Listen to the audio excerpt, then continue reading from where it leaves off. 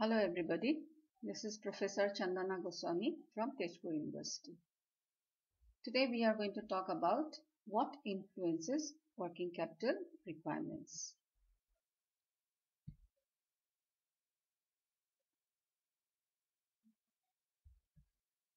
These are the 5 things that influence working capital requirements.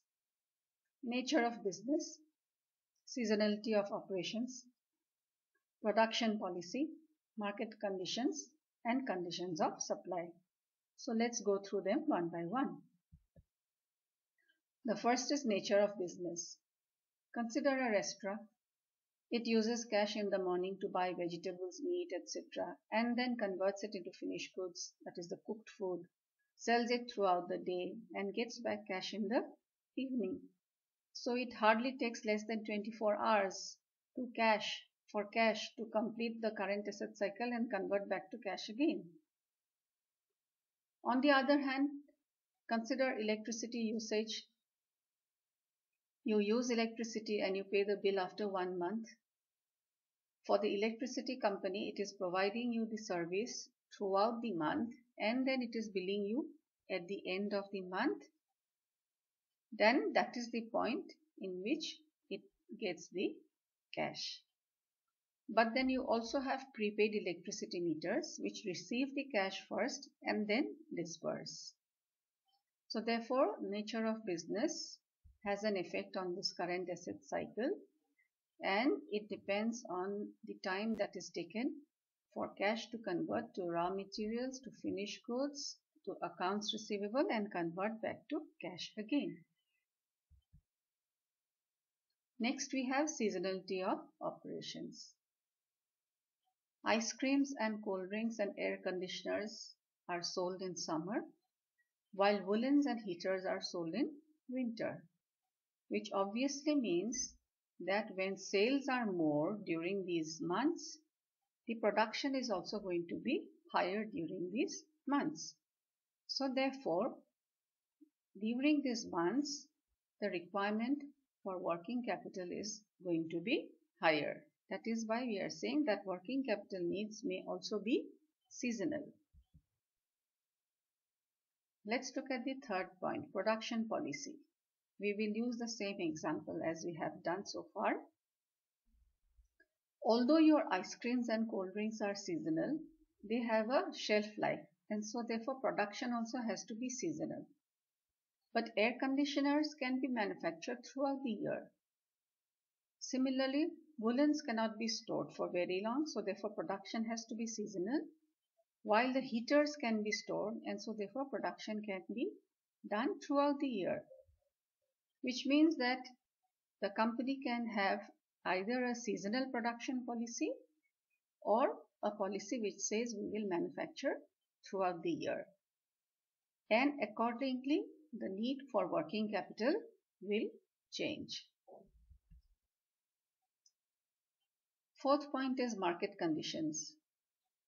If the economic scenario is good and demand is high, sales is going to be high, so therefore we will stock goods so that we can meet the present needs as well as the future needs.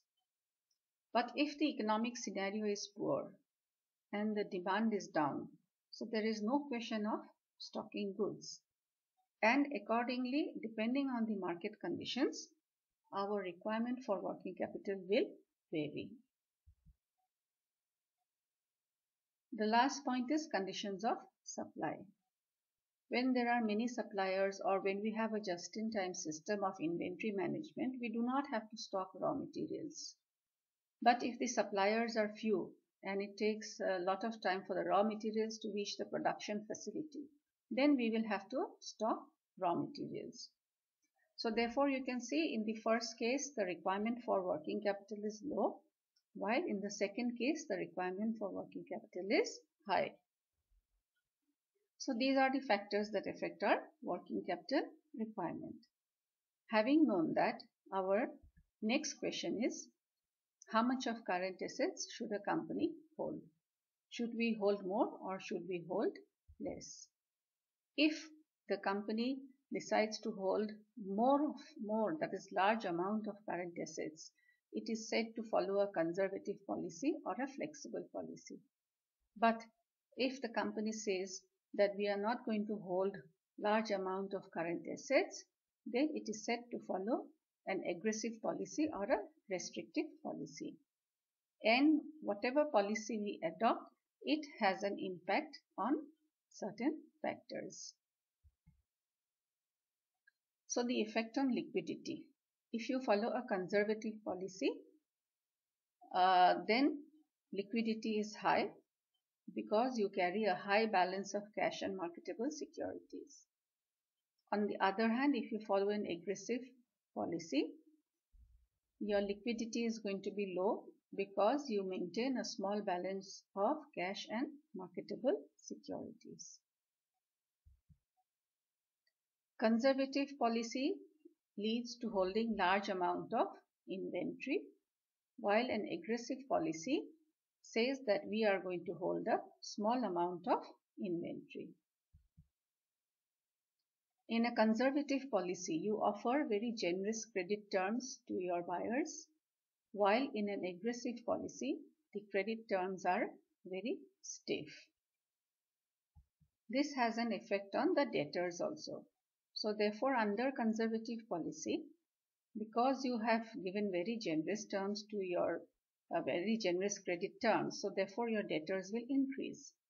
But in an aggressive policy, the debtors will decrease. In a conservative policy, you will have continuous production because you have large amount of inventory with you. In an aggressive policy, you may have production halts because you are maintaining a very limited amount of inventory and you are mainly depending on your accounts receivables to convert into cash. In a conservative policy, you can quickly deliver the goods as and when the demand increases because you are maintaining high inventory. While in an aggressive policy, that may not be possible, so your delivery of goods is likely to be delayed. Now, whether you are going to follow a conservative policy or an aggressive policy, you will have to look at the benefits and cost associated with it. The benefit of a conservative policy is that you will have higher sales. But the cost is that you are going to have higher carrying cost. In an aggressive policy, the benefit is that you save money because there is low investment in current assets. But the cost is that there is going to be loss of sales. So how do we make a trade-off? Please understand that total cost is a sum of carrying cost and shortage cost. Carrying cost is the cost associated with storing the raw materials, storing your work in process, storing your finished goods. Shortage cost is when your product is not available in the market, then the customer will switch to another product. This will lead to loss of sales. So as the level of current assets increases, you can see that the carrying cost is increasing. Current asset is increasing and your carrying cost is increasing, but the shortage cost has decreased. So total cost comes down at one point of time, and this point is referred to as the optimum level of current assets.